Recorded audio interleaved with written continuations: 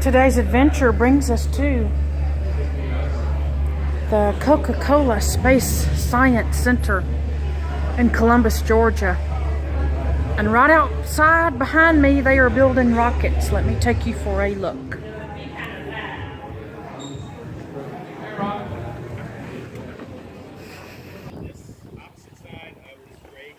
They're building rockets out here. You can build your own rocket. And they're demonstrating how to build them.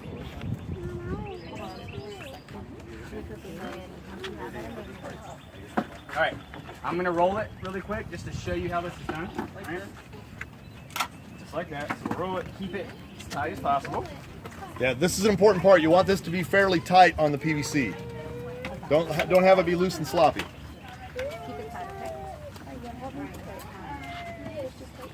Like that. All right. Everyone should be here. Okay. Good.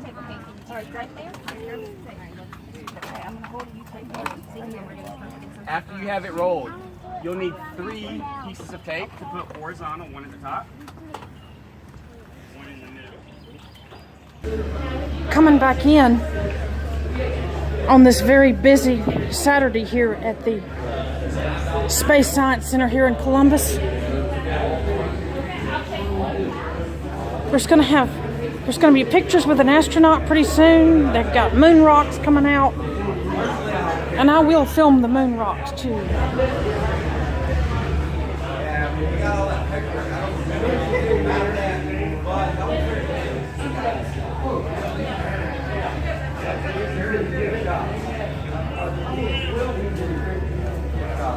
There's the gift shop. Right over here, they're going to have the pictures. Right there against that wall with Astronaut Fred Haise. And I believe everyone has their photo pass. Everyone's in the planetarium right now. You can fly on a jet, and if we come over here this way, I'm going to show you what's back here. In this case, they have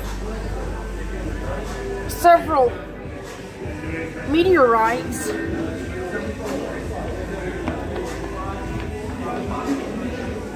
There's a fragment from the Skylab. That's really cool.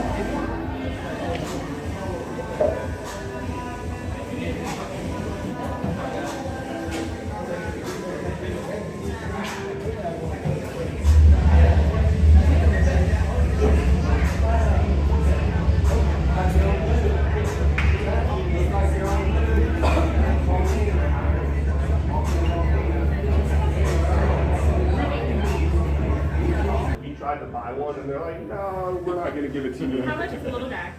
This one, so the thing about Pepper is she doesn't have legs. She just kind of rolls around on wheels. Okay. So she's on wheels and has arms.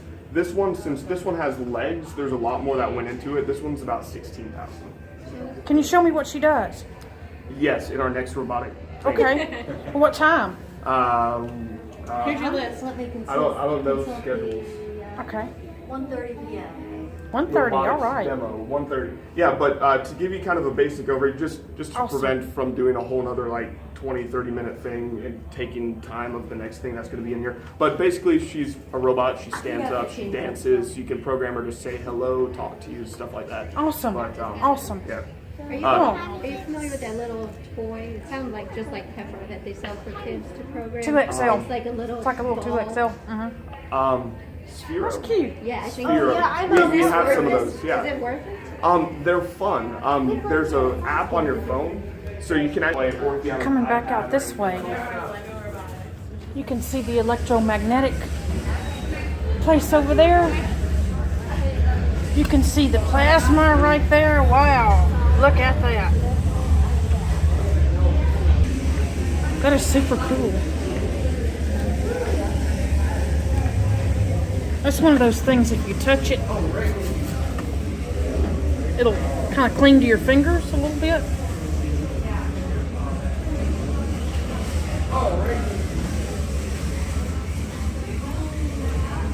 There's plasma in that.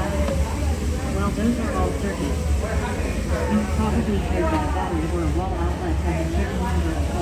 And that's neat. I don't think they had that here the other day.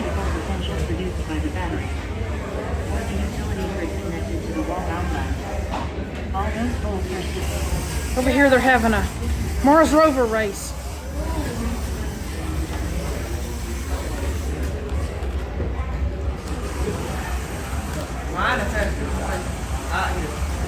Mine just stood. I wish we could go inside and move up a little bit. Where you need to get your tickets or your prepaid tickets, please come back to the front. Over here. We're about to get in line to see Astronaut Fred Haise. He's about to be here. And I just love those gloves, those EVA gloves.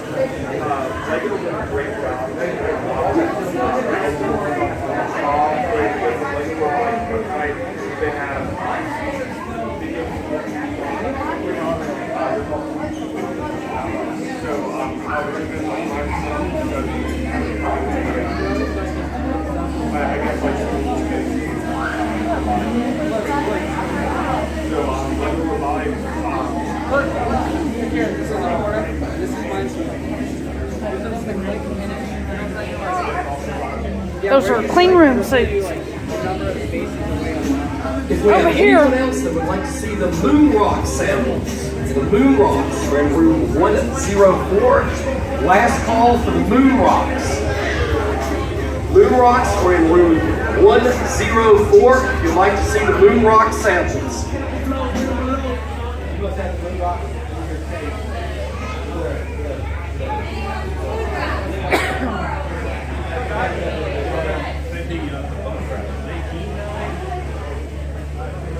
And I believe we're going to go see the moon rocks.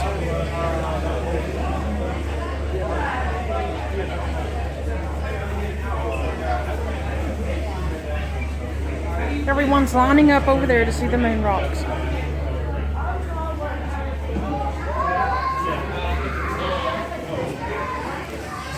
Moon rocks, moon rocks, moon rocks. My name is Neil. I usually say I'm one of the teachers here at Space Center, but a couple of weeks ago I retired. Here I am. Trying to get out and put me back in. No, I taught here for many, many years. One of the cool things I always got to do here is get moon rocks on load. I am a geologist as well as just a regular teacher, right? But I was certified to get moon rocks from NASA. So when I break these out, I got two things. One is the moon rocks, and the other is meteorites that were found on Earth. So both very cool. I'm gonna set the microscope up in a little bit, so if you wanna, I'll pass them around and you can look at them. If you wanna see them up close, I'll try to set up the microscope back there. You can get a little closer look. They're small, all right. But if you think about it, does anybody know how much moon material is on the Earth right now? Anybody know? Give me an estimate, sir. The whole Earth. The whole Earth. Because the moon and the Earth are the same thing. Well, they're not the same thing, but you're on the right track. They formed at the same time from the same materials, right? So yes, so Earth rocks and moon rocks are very similar, right? That is true. When you just look at them visually, you're just looking at them. They look very similar. Matter of fact, one of the things happen here all the time. People show up down, at the front desk where Mr. Dutch is, and they think they have a moon rock or a meteorite, right? And so they would usually call me up there, and very quickly I could tell them, no. I have a flow chart. Well, I used to have a flow chart, like start here and you answer the questions to get to whatever you're trying to classify, right? Like a tree or whatever. Well, I had one for meteorites. It says start here, and it had one line that said, it's not a meteorite. That was a very easy flow chart. But no, there's only a little over 800 pounds of lunar material brought back. Some was found here because there are lunar meteorites, right? Pieces of the moon that were blasted off from giant impacts, and it shot pieces of the moon out into space, and they did out in space and eventually impacted the Earth, and then someone found it. So there is some of that. But the vast majority was brought back from the Apollo mission.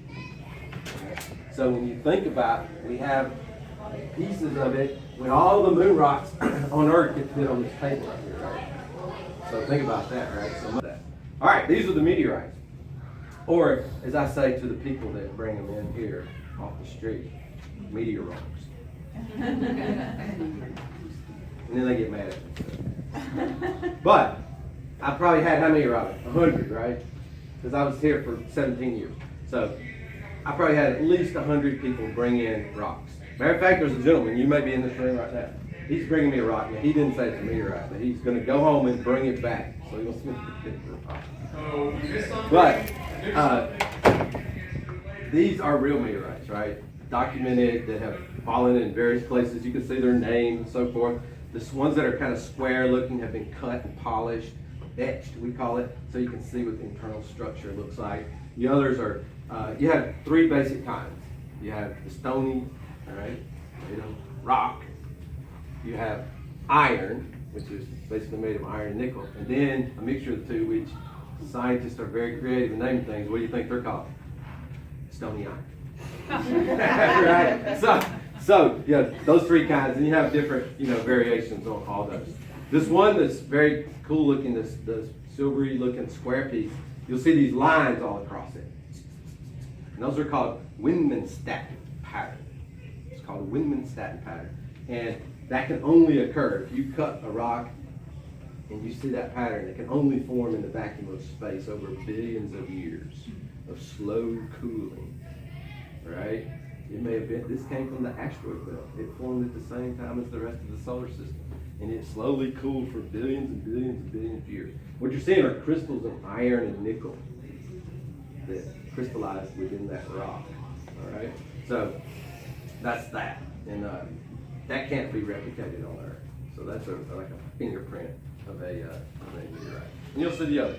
When you see the one that says chondrite A, it's down here. It's kind of a weird looking rock. If you look close, you'll see little round spheres in there, little sphericals, which we call chondrules. When you look at that, those are the first solid that ever formed in the solar system. Now think about that a minute. The first solids that formed in the solar system. You're looking at one. I mean, when you think about it, it's pretty amazing, right? So these are all 4 billion plus years old. So, very cool. All right. Oh, let's start again. So we're going to keep those moving. So any questions? Any questions about anything? Questions? Yes? How do you know that if it's like a meteorite? How do I know? Well, there's several tests, right? Like, first, most of the rocks that someone brings me or a geologist that studied this, you can just look and you just know. You can say, no, I mean, that's an earth rock, right? Or sometimes they brought me things that weren't even real rocks, right? It was like, what's the building right over here? Not the parking deck. What's on the other side of the parking deck?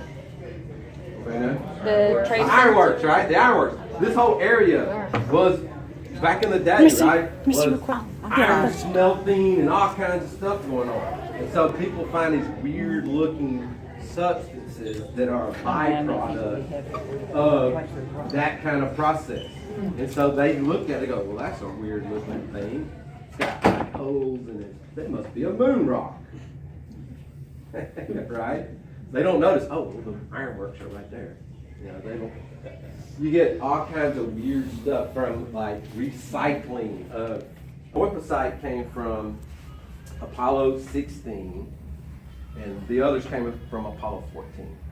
But each disc is different, but you can go on and get a list of it. So except for the white ones, the rest are from our own? Yes, 14. And on that disc, yes. Each time I get them, I get a different disc. It has the same types of materials, but from different missions. But none are from 11 or 12. They're all from 14, 15, 16, 17. So that one just happened to be 14 and 16. So that's a good question. But think about it. One other thing, then I'll get yours. When you're looking at those have never been exposed to the air. So they were picked up on the moon by an astronaut and put in a container on the moon that was sealed in a vacuum and brought back to Earth, taken to Houston, and taken out of that sealed container in a sealed room, and then put in this plexi. So it's never touched air. So they're pristine, exactly like they were the day. What kind of weapons do they have in the room then? What kind of? They're working with glove boxes and so forth. Okay, but what I'm asking is, what gases are in there then? Nothing. It's vacuum. Vacuum. Well, that's an exit only, but the about to go line up tables and chairs outside. Astronaut. Sit down, relax. You got great hamburgers, hot dogs, it's all ready to go. Out here. You got beverages, ice cream, all kinds of different things. But once again, you do have to keep the food outside. You do have to eat out there, and you will have to come back around the other side to get back in with your wristband.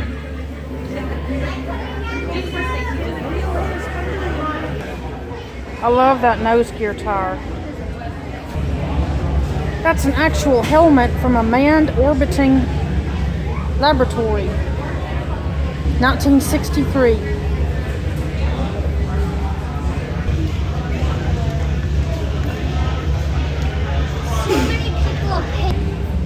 At Johnson Space Center back in the 90s, when we would go over there, they would have a try on the helmet kiosk, and you actually got to try on some of these helmets, which was really cool. Back there, Brendan's back there. Raise your hand, Brendan.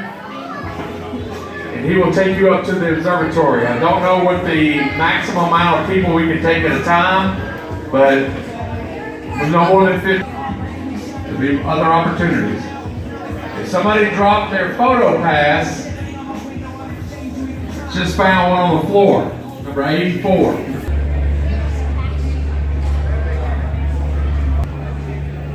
They're waiting on the shuttle launch right there. By the time we're done with this, we can jump and do this. And then after that, go.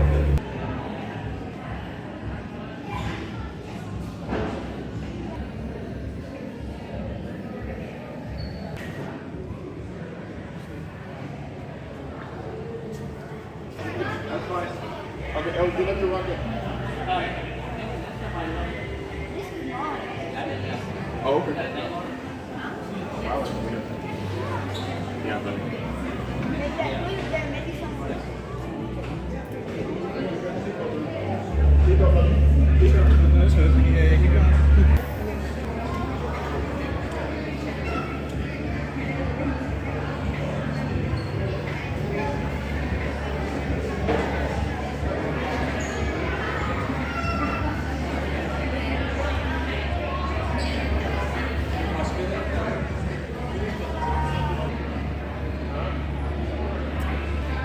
This is actually an operations room that oversees the launch of the space shuttles, or they used to. Now they do SpaceX launches. That's a blood pressure device for space.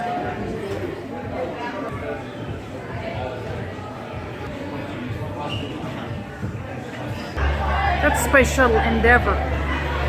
The other one I showed you was Discovery.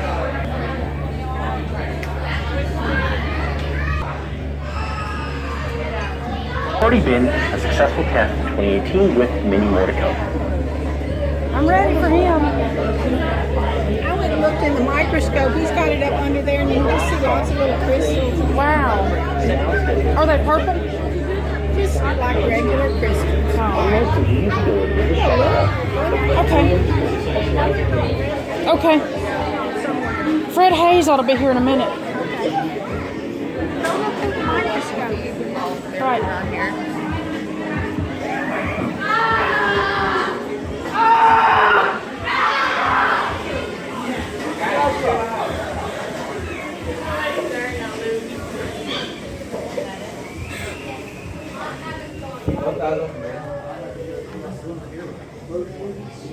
Oh yeah, did you launch it? Did it fly good? Oh, cool.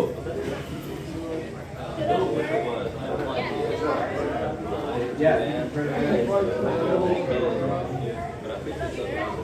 Space Launch. This is a pre-Challenger shuttle launch. Yeah, I didn't know that's about $5 to get your coffee at Starbucks. That's about 1B, didn't quite make it. But there were a lot of flows, yeah. Not giant volcanoes like on Earth and Mars. Yeah, lava flows. Yeah, 3 billion.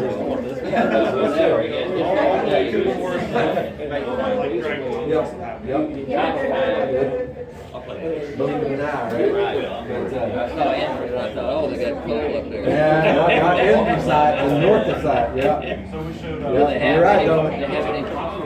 Yeah, not on the moon. Well, they have helium-3. Yeah, hydrogen, and I can translate it. It's got a fuel less than thought.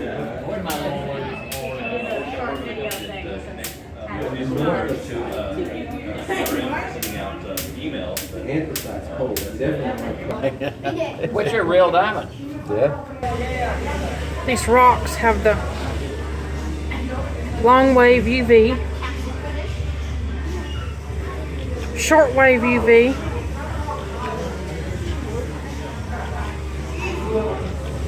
and they glow in the dark, which is neat.